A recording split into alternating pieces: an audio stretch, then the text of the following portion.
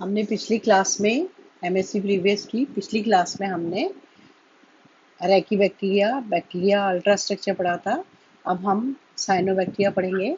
Cyanobacteria जो है सभी fresh water, marine water, aquatic, algae के साथ सिम्बायोटिक, फंजाई के साथ सिम्बायोटिकली रहते हैं, सिम्बायोटिक एसोसिएशन में लाइकेंस के अंदर। तो these are the different habitat of the cyanobacteria. अब साइनोबैक्टीरिया के फॉर्म्स जो हैं कई तरीके के होते हैं, यूनिसेलुलर भी होता है। ये आपको दिख रहा है कॉलोनियल, मतलब कि एक जिलेटिनस मैट्रिक्स के अंदर जो है ये बहुत सारे ग्लूकैप्सा जो है रहते हैं, तो ये कहलाता है colonial. If this is filamentous structure, filament के फॉर्म में, जो कि नॉस्टॉक में पाया जाता है। और स्पायरुलिना ये स्पायरल फॉर्म में है, इस तरीके का spiral. This is spirulina, example है ब्लू ग्रीन एल्गी का। और ये जो है हाई टेम्परेचर पे भी पाए जाते हैं, थोड़े से जो एक्सट्रीम एनवायरनमेंट है वहाँ पे भी पाए जाते हैं। Now the structure of a cyanobacterial cell, जैसा कि नाम से लग रहा है cyanobacterial, cyano blue green appearance और bacteria means bacterial like structure. Blue green algae, algae इसलिए क्योंकि these are photoautotrophs, they have pigment in their photosynthetic lamellae. So these are photoautotrop bacterial cell, a so-called cyanobacteria.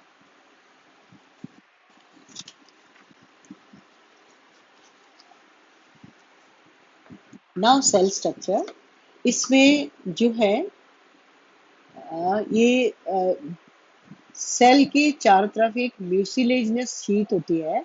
ये mucilaginous sheet जो होती है fibrillar भी होती है, लैमिलेटेड और स्ट्रेटिफाइड भी होती है। मतलब इस तरीके से लेयर्स के फॉर्म में स्ट्रेटिफाइड, और फाइब्रिलर मतलब तंतुनुमा, माइक्रोफाइब्रिल्स के फॉर्म में, प्रोटीन माइक्रोफाइब्रिल्स के फॉर्म में। और ये ग्रेट एब्जॉर्बिंग, वाटर एब्जॉर्बिंग होती है, वाटर रिटेंशन कैपेसिटी होती है, जिससे कि ये ड्राई कंडीशन में आसानी से सरवाइव कर सके। तो this is about the sheet. Sheet के बाद इसमें जो लेयर है, this is dark colour layer. This dark colour layer, dark, this is cell wall. Black दिख रही है आपको lining, this is cell wall. Peptidoglycan layer, peptidoglycan के बारे में मैंने पिछली क्लास में आपको केमिकली डिटेल बताया था, सेम वैसी ही होती है इसमें भी। फिर सेल मेम्ब्रेन है, सेल मेम्ब्रेन फॉस्फोलिपिड बाइलेयर, जिसमें आपको मैंने लिपिड बाइलेयर और protein get integrated inside and outside the membrane. So similar to the bacterial cell, phospholipid bilayer, cell membrane. In cell wall and cell membrane, there is space. Cell wall or cell membrane or mucilaginous sheath. Mucilaginous sheath, this is cell wall, cell membrane. They have space in it. Periplasmic space. ये periplasmic space कहलाती है, space. अब आते हैं हम अंदर इसके cellular structure पे।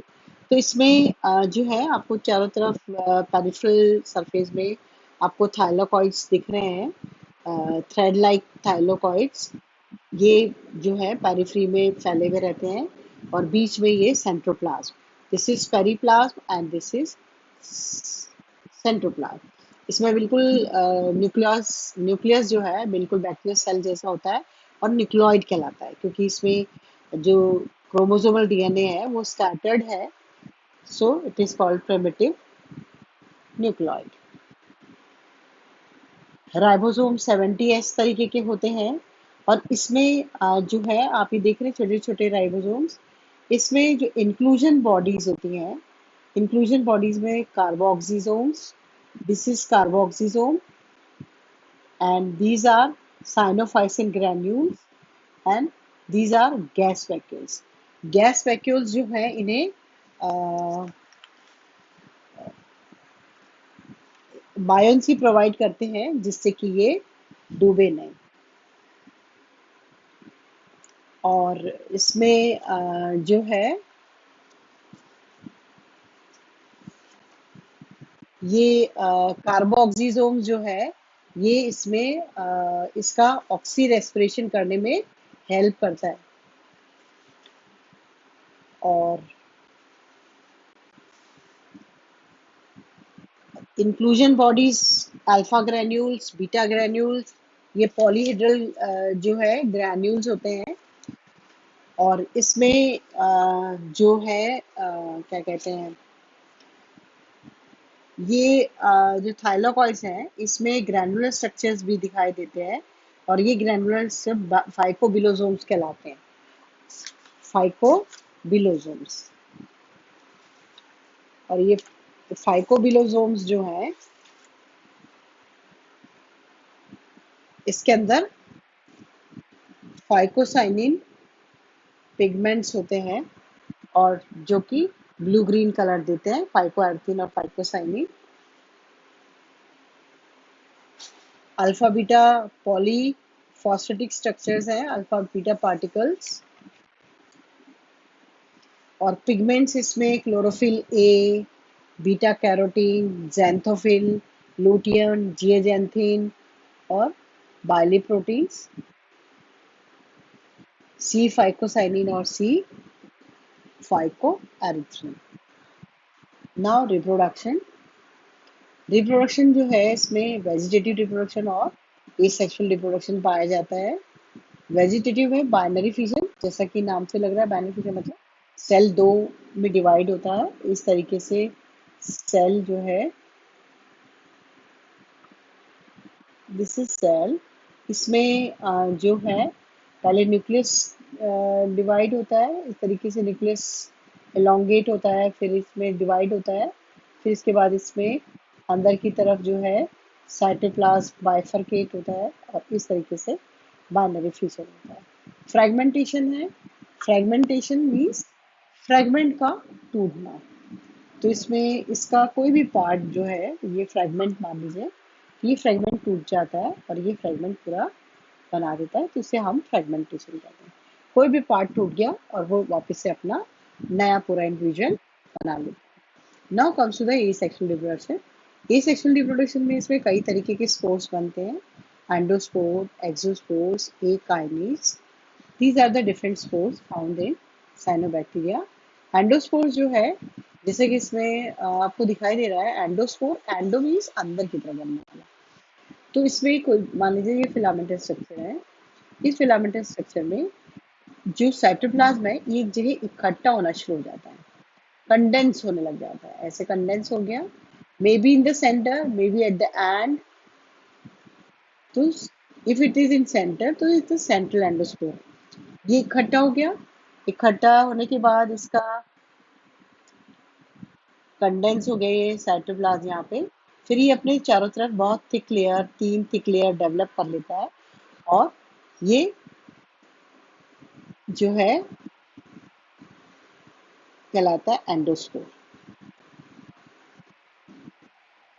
तो एंडोस्पोर जो है बिल्कुल एंडोजीनियसली बैक्टीरिया के जैसे बनता है, जैसा कि इसमें दिख रहा है आपको कि endospore forms within the cell. ये एंडोस्पोर्म फिर जो है सेल बर्स्ट होता है और बर्स्ट होने के बाद it releases the endospore.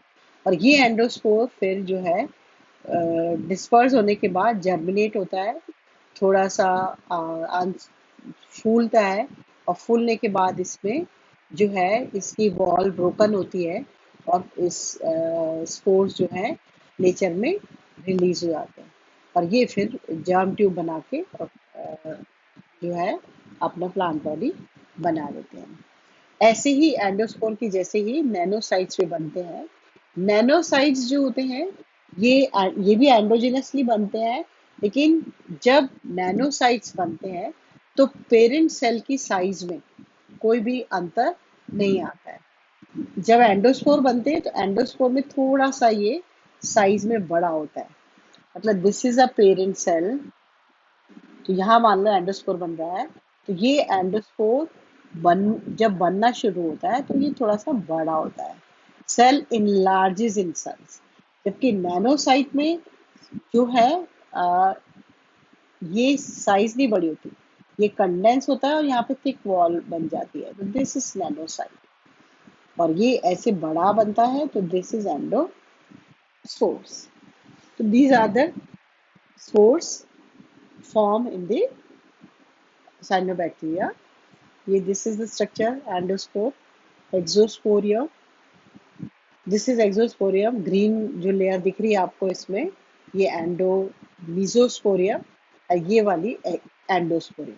Three thick layer बनती है। These are the resting spore and tide over the unfavourable conditions. Akinetes हैं, तो एक काइनेट अनफेवरेबल कंडीशंस में बनते हैं, और इसमें भी ये जो है थिक वॉल्ड पहले कंडेंस होता है, मतलब साइटोप्लाज्म एक जगह इकट्ठा होता है और फिर थिक वॉल बनाता है, और इसके अंदर जो है न्यूक्लियस मल्टीप्लाई हो जाता है और बहुत सारे छोटे छोटे स्पोर्स बन जाते हैं और वो अपने चारों तरफ वॉल डेवलप कर लेते हैं, और ये तब तक उसी अवस्था में रहता है जब तक कि फेवरेबल कंडीशंस नहीं आती। चारों तरफ बहुत थिक वॉल डेवलप कर लेता है, और जैसे ही फेवरेबल कंडीशन आती है, it burst open and releases the spores, and these spores germinate and form plant body. So this is all about the asexual reproduction and vegetative reproduction found in cyanobacteria. In next class, we will study about the other structures formed in cyanobacterial thallus.